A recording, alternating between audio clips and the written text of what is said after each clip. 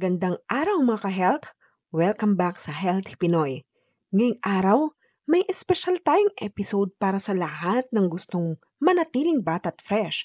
Alamin natin habang tayo tumatanda. Nagbabago ang ating katawan at kalusugan. Pero huwag mag-alala dahil may mga sikreto kami na ibabahagi sa inyo para mapanatili ang kabataan at sigla. Huwag palampasin ang number 3 dahil tiyak na magugulat kayo.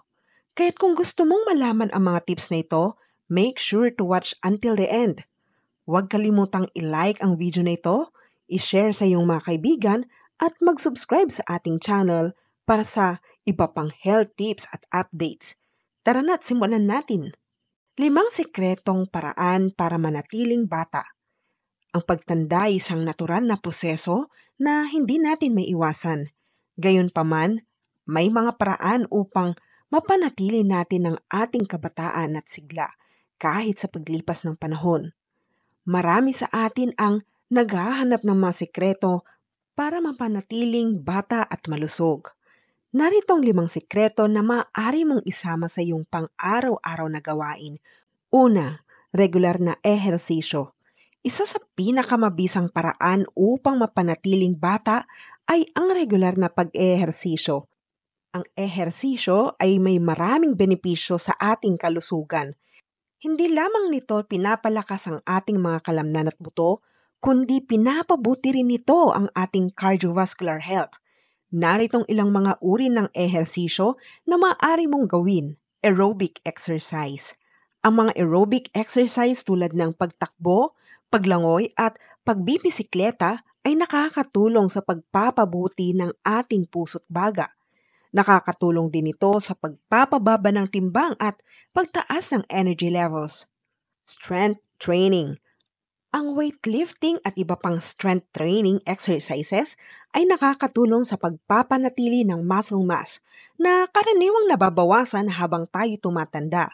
Ang mas maraming muscle mass ay nakakatulong sa mas mabilis na metabolism at malakas na pangangatawan. Flexibility and balance exercises. Ang yoga at tai chi ay may mga halimbawa ng exercise na nakakatulong sa pagpapabuti ng flexibility at balance. Ito ay mahalaga upang maiwasan ang mga aksidente at injuries. Sa pamamagitan ng regular na ehersisyo, mapapanatili mo ang iyong sigla at enerhiya na siyang susi upang mapanatiling bata. Pangalawa, balanced diet. Ang tamang pagkain ay isa ring mahalagang aspeto na nagpapanatili ng kabataan. Ang pagkain ng balanced diet ay nagbibigay ng mga kinakailangan na nutrients na kailangan ng ating katawan upang mapanatiling malusog. Narito ang ilang mga tips sa pagkain. Fruits and vegetables. Ang mga prutas at gulay ay mayaman sa vitamins, minerals at antioxidants na kailangan ng ating katawan. Ang antioxidants ay tumutulong sa pag-neutralize ng free radicals na maaring magdulot ng cell damage at pagtanda. Lean proteins. Ang lean proteins tulad ng isda, manok at tofu ay mahalaga para sa pagpapanatili ng muscle mass at pagpapatibay ng ating immune system. Whole grains. Ang whole grains tulad ng brown rice, quinoa at oats ay mataas sa fiber na nakakatulong sa digestion at pagpapanatili ng healthy weight. Healthy fats. Ang healthy fats mula sa sources tulad ng avocados, nuts at olive oil ay mahalaga para sa brain health at pagpapanatili ng healthy skin. Ang pag-iwas sa processed foods, sugary drinks at sobrang alat o asukal ay makakatulong din upang mapanatili ang iyong kalusugan at kabataan. Pangatlo, sapat na tulog.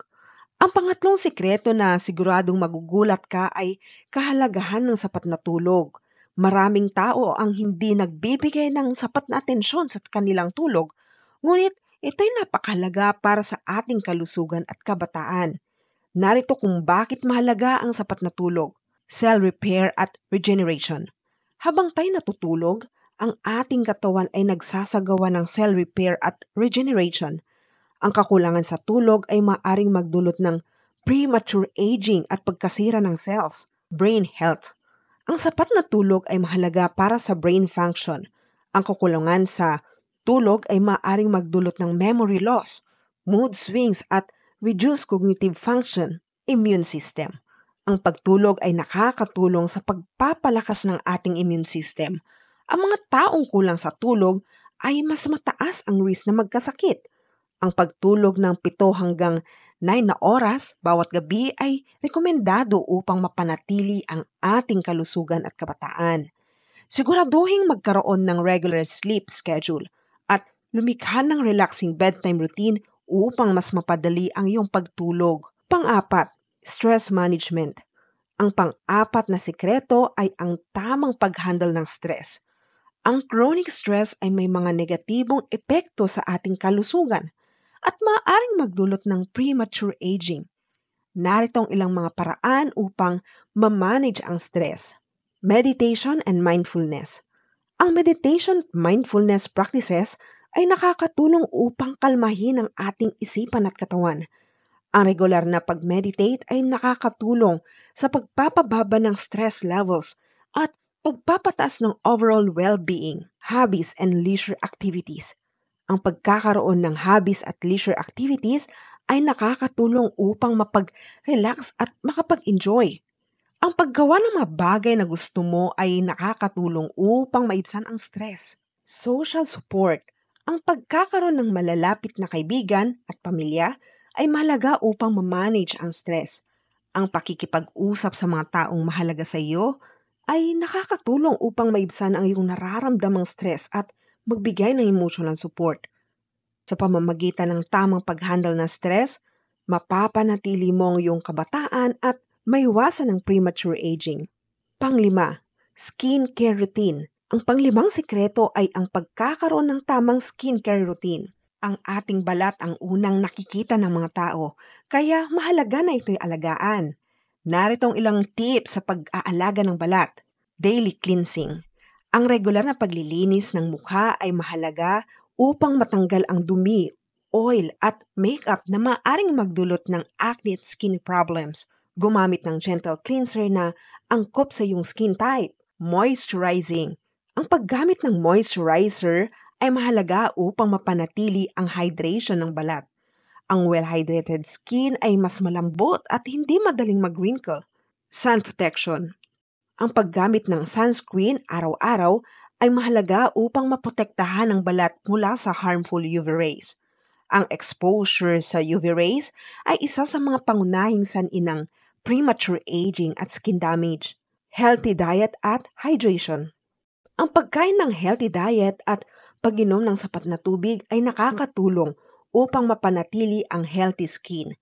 Ang mga nutrients mula sa pagkain ay nagbibigay ng sustansya sa ating balat, habang ang tubig ay tumutulong upang mapanatili ang hydration.